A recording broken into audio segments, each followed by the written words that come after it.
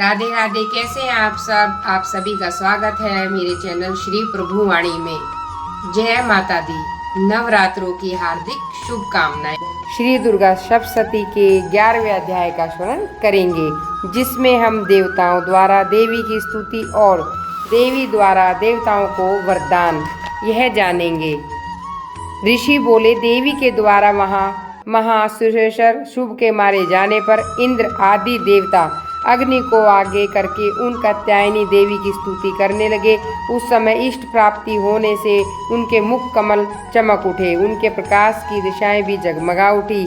देवता बोले, शरणागत की पीड़ा दूर करने वाली देवी, हम पर प्रसन्न हो। संपूर्ण जगत की माता प्रसन्न हो।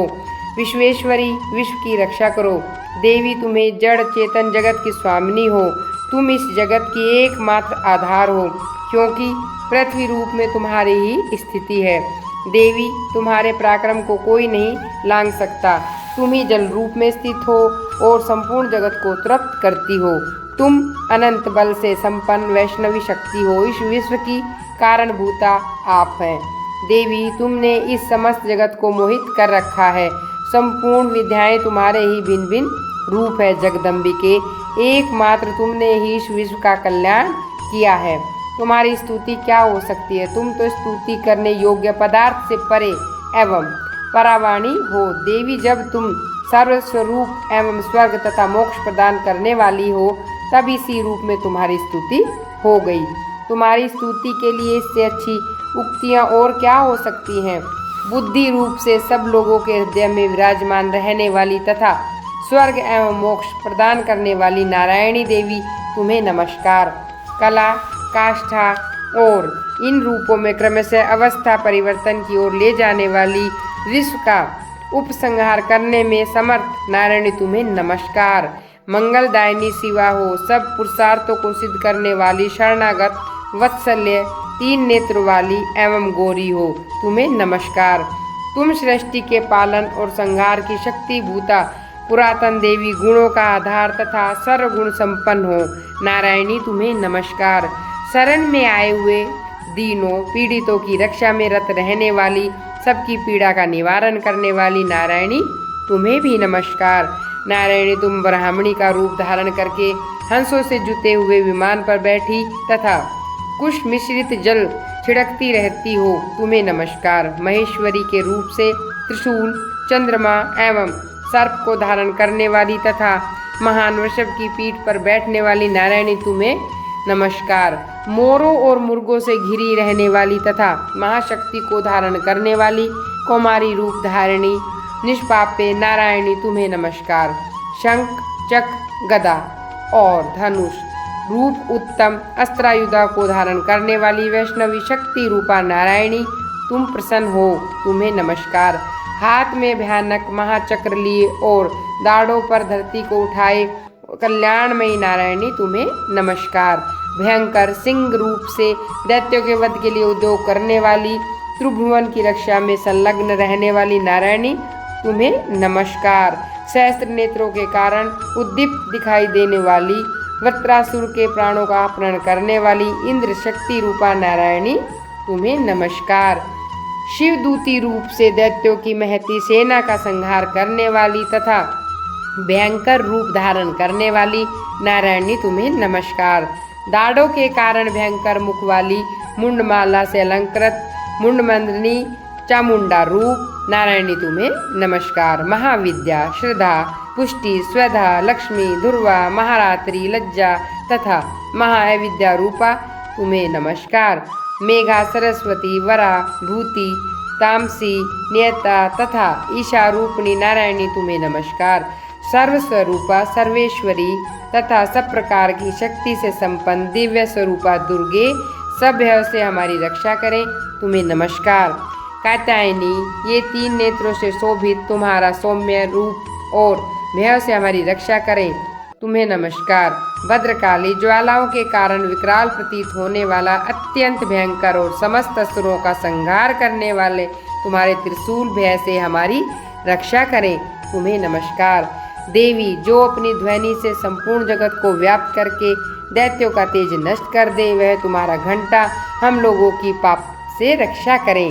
जैसे माता अपने पुत्र को बुरे कर्मों से बचाती है, चंडी के तुम्हारे हाथों में सुशोभित खड्ग जो असुरों के रक्त और चर्बी से चर्चित है, वे हमारे लिए कल्याणकारक हैं। हम तुम्हें नमस्कार करते हैं देवी। तुम प्रसन्न होने पर सब रोगों को नष्ट कर देती हो और क्रोधित होने पर मनोवांछित सभी कामनाओं का नाश कर देती हो। और जो लोग तुम्हारी शरण में जा चुके हैं उन पर विपत्ति तो आती ही नहीं। तुम्हारी शरण में गए हुए मनुष्य दूसरों की शरण देने योग्य हो जाते हो। देवी अंबिके, तुमने अपने स्वरूप को अनेक भागों में बांट करके नाना प्रकार के रूपों से जो इस समय इन धर्मद्रोही महादैत्यों का संहार किया है, सब दूसरी कौन कर सकती थी। विद्याओं में ज्ञान को प्रकाशित करने वाले शास्त्रों में तथा आदि वाक्यों में तुम्हारे सिवा किसका वर्णन है। तुम भगवान विश्वनाथ की भी पूजनीय हो। जो लोग भक्ति पूर्वक तुम्हारे सामने मस्तक नवाते हैं, संपूर्ण विश्व को आश्रय देने वाली देव, प्रसन्न हो जाओ। जैसे इस समय असुरों का वध करके तुमने ही हमारी रक्षा की है, उसी प्रकार सदा हमें शत्रुओं के भय से बचाओ। संपूर्ण जगत का पाप नष्ट कर बड़े बड़े उपद्रवों को शीघ्र दूर करो।